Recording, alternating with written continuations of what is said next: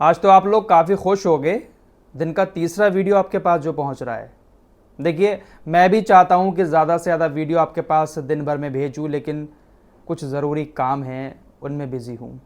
एक सरप्राइज़ भी आप लोगों के लिए है, बहुत जल्द आपको बताऊंगा। तो उन्हीं सारे कामों में बिज़ी हूं, इसलिए टाइम नहीं मिल पाता है, आपको ज़्यादा टाइम नहीं दे पाता हूं। लेकिन आज थोड़ा सा फ्री था तो 3 वीडियो आपके सामने लेकर आ गया। मैं आलसी नहीं हुआ हूँ। कुछ लोग कहते हैं कि फराज भाई आपके 2 मिलियन सब्सक्राइबर हो गए, आप बहुत ज़्यादा आलसपन कर रहे हैं। ऐसा कुछ नहीं है, बस और कामों में थोड़ा सा बिजी हूँ। इंशाअल्लाह बहुत जल्द आपको सरप्राइज़ के बारे में भी पता चलेगा। खैर, रिपोर्ट शुरू करते हैं। दोस्तों, अपनी पिछली रिपोर्ट में ही आपको बताया था मुस्लिम देशों के बारे में कि मुस्लिम देशों की मर्जी के बिना इजराइल यमन के ऊपर हमला नहीं कर सकता। यमन इस वक्त काफ़ी ज़्यादा चुनौती दे रहा है इजराइल जैसे देशों को। बिना इस्लामिक देशों की मर्जी के इजराइल कुछ नहीं कर सकता। और ये जो हमला हुआ है परसों यमन के हुतीस पर, हुदैदा में तेल डिपो पर, ईंधन डिपो पर, इसमें भी कहीं ना कहीं इन इस्लामिक देशों की मिली भगत है। लेकिन अब खबर आ रही है कि सऊदी अरब ने स्टेटमेंट जारी करते हुए कहा है कि इजराइल ने जो हमला किया था यमन के ऊपर, उसमें हम शामिल नहीं हैं। यमन पर इजराइल के हमले में हमारी कोई भी भागीदारी नहीं थी और हम किसी भी देश को अपने उद्देश्यों के लिए अपने हवाई क्षेत्र का उपयोग करने की अनुमति नहीं देंगे। क्या दोस्तों आप इस बात पर यकीन कर सकते हैं सऊदी अरब की? क्योंकि सऊदी अरब का एरिया जो है वो सऊदी अरब का बॉर्डर और यमन का बॉर्डर बिल्कुल मिला हुआ है। यमन तक पहुंचने के लिए सऊदी अरब और मिस्र जैसे देशों का सहारा लेना पड़ता है। और अमेरिका ने भी अपने सैन्य ठिकाने सऊदी अरब जैसे देशों में बना रखे हैं। तो क्या आपको इस बात में सच्चाई नजर आती है कि सऊदी अरब के क्षेत्र का इस्तेमाल किए बिना इजराइल, ब्रिटेन और अमेरिका के लड़ाकू विमानों ने यमन पर हमला कर दिया? वैसे अमेरिका तो मना ही कर रहा है कि हमारे लड़ाकू विमान इसमें शामिल नहीं थे, हम इजराइल के साथ हमले में ना तो शामिल थे और ना ही हमने इजराइल के इस हमले में मदद की थी। अमेरिका ने ऐसा कह दिया है। लेकिन ये बड़ी खबर है, सऊदी अरब साफ तौर से पल्ला झाड़ रहा है। एक रिपोर्ट सामने आई है, सऊदी अरब के कुछ सूत्रों के हवाले से एक रिपोर्ट बाकायदा सामने आई है, जिसमें कहा जा रहा है कि जो क्राउन प्रिंस मोहम्मद बिन सलमान है वो यमन के हुतीस की धमकियों से बहुत ज्यादा डरे हुए हैं। उनको इस बात का डर सता रहा है कि हुतीस को इस बात का अंदेशा है कि हमने अपने हवाई क्षेत्र का इस्तेमाल करने दिया है इजराइल को यमन पर हमला करने के लिए। और यमन वाले धमकी दे भी रहे हैं कि जो भी इस्लामिक देश इजराइल का साथ देगा हम उस देश पर भी बमबारी करेंगे। तो क्राउन प्रिंस मोहम्मद बिन सलमान बहुत ज्यादा डरे हुए हैं और वो चीन और ओमान के जरिए हुतीस तक एक मैसेज भेजने की कोशिश कर रहे हैं। उनको डर है कि यमन के हुतीस हमारे ऊपर हमला ना कर दें। क्राउन प्रिंस मोहम्मद बिन सलमान इस बात की शपथ ले रहे हैं कि इस हमले में हमारा किसी तरह का कोई भी योगदान नहीं है। साथ ही साथ रिपोर्ट में यह भी कहा जा रहा है कि क्राउन प्रिंस मोहम्मद बिन सलमान अमेरिकी दूतावास से इस बात की इजाजत मांग रहे हैं कि आप हमें एक निंदा करने वाले बयान जारी करने की इजाजत दें। इजराइल ने यमन के ऊपर यह जो हमला किया है, हम इस हमले की निंदा करने वाला एक बयान जारी करेंगे। इस बात की इजाजत क्राउन प्रिंस मोहम्मद बिन सलमान अमेरिका के दूतावास से मांग रहे हैं।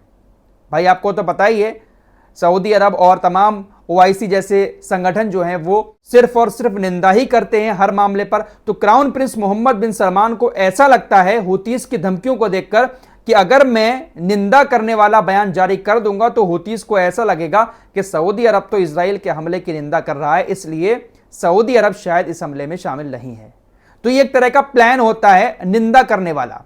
आपको एक बहुत पते की बात बता रहा हूं, तुर्की के राष्ट्रपति रजब तैयब एर्दोगान, नाटो के सदस्य है तुर्की, अमेरिका का बहुत करीबी है। जब अमेरिका का तुर्की करीबी है तो जाहिर सी बात है कि इजराइल का भी बहुत ज्यादा करीबी है। कैसा कारोबार इनका अभी भी फल फूल रहा है, कैसे बेवकूफ रजब तैयब एर्दोगान दुनिया को बना रहे हैं, आप सब लोग देख रहे हैं। रजब तैयब एर्दोगान इजराइल के प्रधानमंत्री नेतन्याहू को आतंकवादी भी कह देते हैं, कड़े शब्दों में निंदा भी कर देते हैं और भी बहुत कुछ बोल देते हैं। मेरे दोस्तों, इसके पीछे की भी आप चाल नहीं समझते। जिस तरह से क्राउन प्रिंस मोहम्मद बिन सलमान इजाजत मांग रहे हैं निंदा वाले बयान को जारी करने की, इसी तरह से तुर्की के राष्ट्रपति ने अमेरिका से भी इजाजत ले रखी है क्योंकि तुर्की के राष्ट्रपति रजब तैयब एर्दोगान मुसलमानों की नजर में हीरो हैं, लेकिन साथ इजराइल का दे रहे हैं। तो अपनी नाक बचाने के लिए इस तरह के बयान जानबूझकर दिए जाते हैं, जिससे इजराइल को बुरा भी नहीं लगता और ये इधर मुसलमानों की नजर में अच्छे भी बन जाते हैं। जरा चाल को समझिएगा।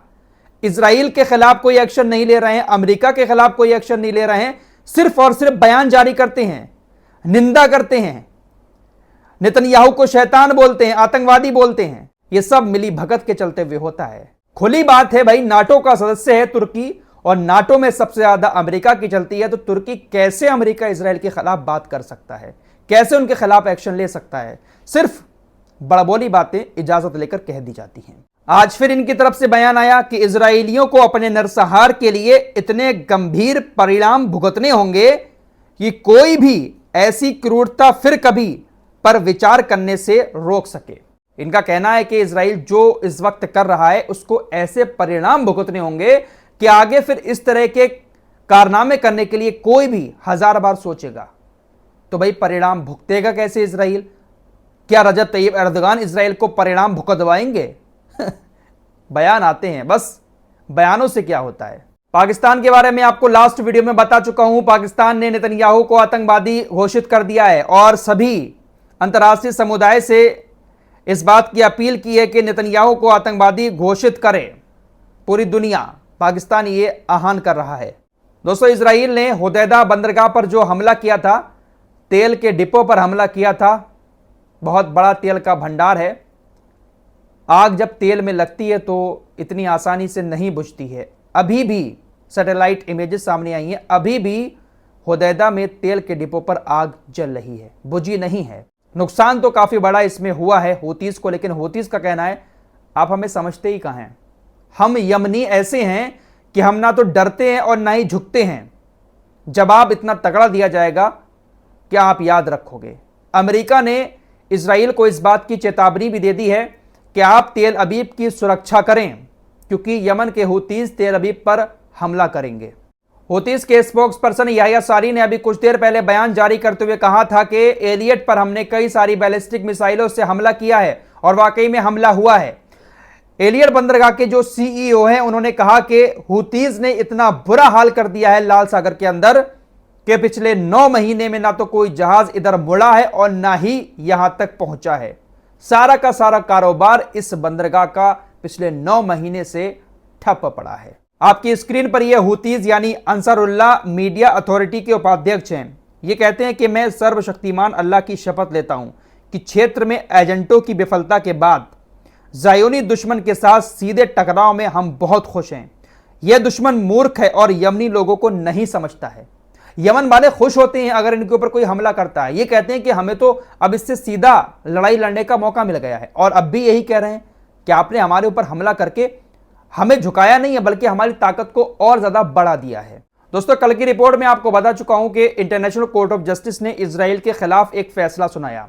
इजराइल ने जहां पर भी जमीनों को कब्जा करके अवैध बस्तियां बसाई हैं उनको तुरंत खाली करने का आदेश दिया। और भी कुछ बातें थी वो मैं आपको कल की रिपोर्ट में बता चुका हूं। इंटरनेशनल कोर्ट ऑफ जस्टिस के इस फैसले के बाद इजराइल के न्याय मंत्रालय और विदेश मंत्रालय को चिंता है कि इंटरनेशनल क्रिमिनल कोर्ट अब बेंजामिन नेतन्याहू और डिफेंस मिनिस्टर योब गैलेंट के खिलाफ अरेस्ट वारंट जारी ना कर दे, क्योंकि इंटरनेशनल क्रिमिनल कोर्ट और इंटरनेशनल कोर्ट ऑफ जस्टिस ये यूनाइटेड नेशंस के ही कोर्ट हैं। बड़ी खबर व्हाइट हाउस से आ रही है। व्हाइट हाउस ने इजराइल के वित्त मंत्री स्ट्रोमिच और इजराइल के राष्ट्रीय सुरक्षा मंत्री बेन गबिर, इन दोनों के ऊपर प्रतिबंध लगाने का फैसला किया है। व्हाइट हाउस में राष्ट्रीय सुरक्षा परिषद ने बुधवार को इस पर चर्चा की। नेतन्याहू के वॉशिंगटन दौरे के बाद राष्ट्रपति बाइडेन इस मुद्दे पर फैसला लेंगे। फिलहाल इस रिपोर्ट में इतना ही। कुछ और लेटेस्ट अपडेट के साथ एक बार फिर आपके सामने हाजिर होऊंगा। तब तक के लिए अपना ख्याल रखिएगा। अल्लाह हाफिज।